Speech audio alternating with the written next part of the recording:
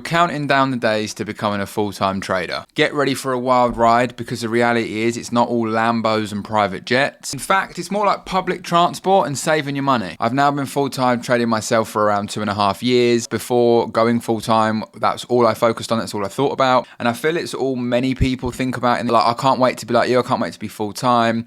I'm buzzing to trade full-time, I can't wait to quit my job. However, some of us do have very good jobs. I have a few friends that are earning very good money a year, 50, 60K. All they want to do is quit to pursue trading. And what I say to them is if you're able to actually trade and keep your job, honestly, you'll have a much easier time. And you probably aren't going to listen, because we learn best by doing ourselves, failing, getting hit in the face, and then going, well, that dude was right. However, what I can do is share my experience and just share some of the things that perhaps you haven't considered in wanting to pursue trading full time. Straight off the bat, trading is boring. Trading may seem like this lavish lifestyle, but realistically it is very boring. And in the early stages, whilst you're learning and just figuring things out, yes, there's lots to do, whether you're testing, learning new strategies, part of a community, whatever it is. But after a while, once you get competent enough, you get consistent, and you start to actually make money, you realize that the less time you spend on the charts, the better. Therefore, you try not to spend as much time on them. I can identify within the morning if there's going to be a setup during my session in London, and the same for New York. I'd probably say I spend around 20 to 30 minutes a session on the chart, if that. What do you do with all the other time? Now, yeah, at the beginning you might go, oh mate, I'm going to play Call of Duty, I'm going to go out with all my mates, I'm going to chill with the missus, I'm going to fly lavish lifestyle, I'm going to fly on private jets, I'm going to buy a Lambo. But you very quickly realize that isn't actually what's going to happen. A lot of your friends may be busy. You may have had to sacrifice friends to get to where you are. A lot of your new friends may be studying or too far away for you to reach or get hold of. The other half may be working still. Your kids may be at school. You may not have things to do on a regular basis. When we come from having a job where you're essentially an employee and you work for someone, it's very difficult for us to adapt, if you like, because we tend to just get orders, fulfill the orders, get paid on a basis of, I'll do 40 hours a week, you're going to pay me X, Y, and Z. Cool. So there's that kind of fulfillment of, when I do this, I get this. With trading, you are your own boss. Whatever decisions you make, whatever decisions you choose to do on a day-to-day basis are going to directly impact your performance and your results at the end of the month to whether you have any money. And not enough people put emphasis on the whole trading, the mindset that you need in trading. Most people are focused on just making loads of money. And while you can make obscene amounts of money in trading and in the industry that we're in now with all the opportunities in front of us, you can certainly make incredible money.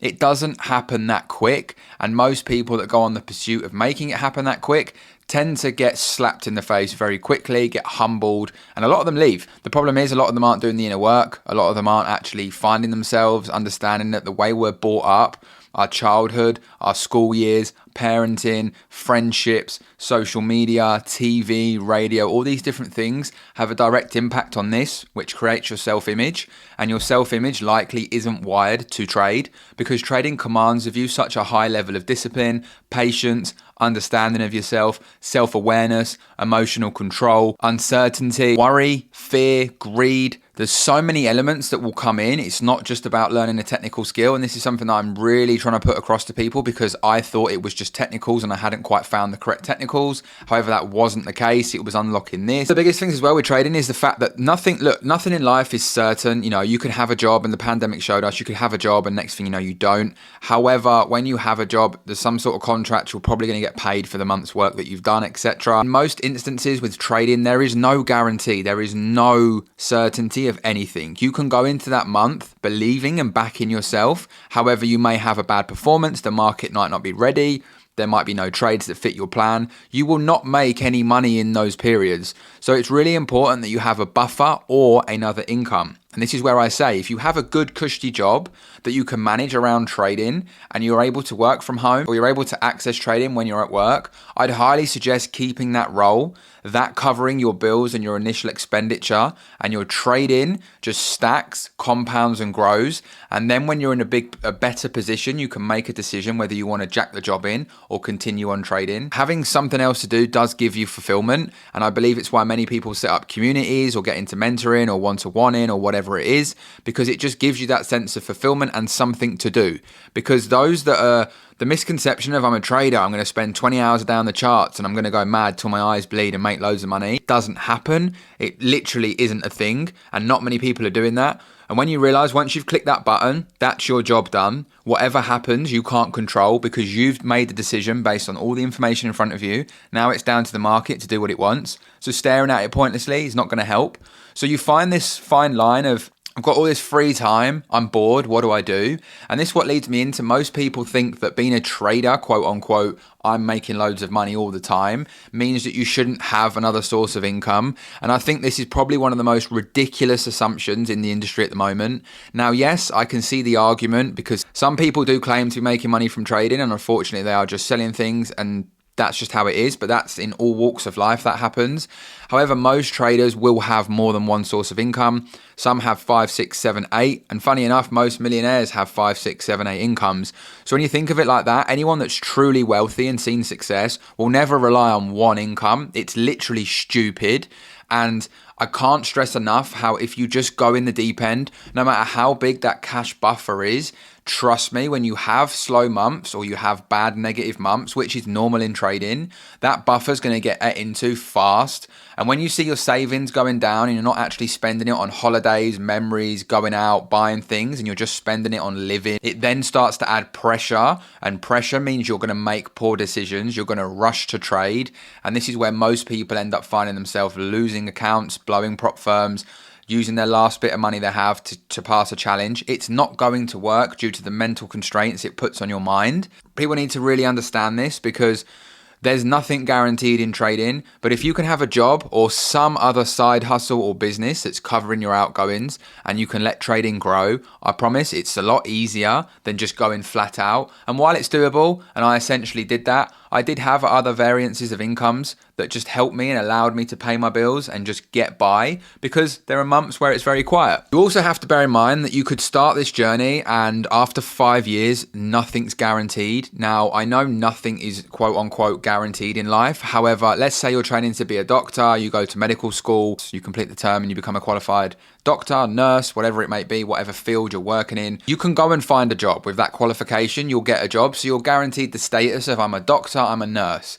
In trading, you can put 5 years and £50,000 into learning and there's nothing at the end of it. You can either have no 50 grand and you can say I'm a trader, but are you making money? Are you consistent? What is your image of what a successful trader looks like? Because many of us think successful trading means must have loads of money, Lambos, watches, Rolexes, first class flights, but to someone else, successful trader might just be someone that makes consistent money on a monthly basis and he's getting by. There's many variances. Trading can be the cash cow to then develop into other businesses and other avenues. And I know many people that have made a huge sum from trading and then they've diversified into a property portfolio and now they're property developers only and trading has kind of taken a back step. So there's many things you have to ask these questions. You have to plan. It's like if you were setting up a business, you would have a 5-year plan. Where's the business going to go? What's going to happen? You need to do that with trading. Like, what's the goal? What is the end goal? If it's just to make obscene amounts of money, you need to ask yourself, is quitting your job and having no income a good idea? No, it's not. You also have to be okay with literally nothing can happen for days. Like days on end, there could be no trades, depending how you trade. Nothing could be setting up. And sometimes the best decision as a trader is to do nothing. Whereas most people find that hard because they can't comprehend the fact of doing nothing means they're not essentially doing anything or working hard. And the relationship of working hard seems to give us that gratification that we've actually done something with our day. However, working smart would be, you know what, the market looks rubbish. I'm going to stay out and do something else. But what do you do? That's where for me, having the passion for creating content and just having a YouTube channel and different social media platforms has been great because I'm able to make content, reach a wider audience and share my journey and hopefully help and impact people. However, it doesn't really pay what having a job would pay or having another stream of income would pay, but slow and steady, it's getting there. I wouldn't recommend just jumping into a YouTube channel full-time either because it doesn't pay like that to begin with. It's not as glamorous as you may think. So it's really important that you have that because you'll find yourself wondering and wasting your time. It's just you v you all the time. When it's your own thoughts every day, we know that sometimes our thoughts are not always nice to us. And again, not knowing how to deal with them and unpack them can be tough. Another big thing is having a circle around you of people that truly are doing what they say they're doing and are actually on the same journey as you. Many people in this game, especially online, unfortunately will waffle, will make up lies nice to sound good. So it is tough online, but there are some incredible people online that I've made friends with that, you know, I'll be friends with for life. And there are people that I've made friends with that I no longer speak to because they just don't fit on my vision and my journey. That's how it goes. But what you do need is you need someone behind you that can support you when it does get tough, because look, this isn't easy. It's one of the hardest skills to learn and master. And it's not just because it's a technical skill, it's your mind. You're mastering yourself. And I think people really need to get to grips with this. You are learning to master yourself and your emotions at such a high level. When you're trading 7-8 figures, the click of that button can be the difference between losing 10, 20 grand and making 20, 30, 40 grand. You have to be able to optimize yourself at peak performance at all times. You have to know yourself better than anyone inside out. You have to be aware, come into the charts, if something's impacted you in life, is it going to affect your performance? There's so much more to be aware of that we're not told when we get on this journey. And I just wanted to share in this video that everyone glamorizing going full-time trading, it's such a buzz. Look, it's great, I enjoy it, but I've had to find other things to do as well, and also things to fulfill my time.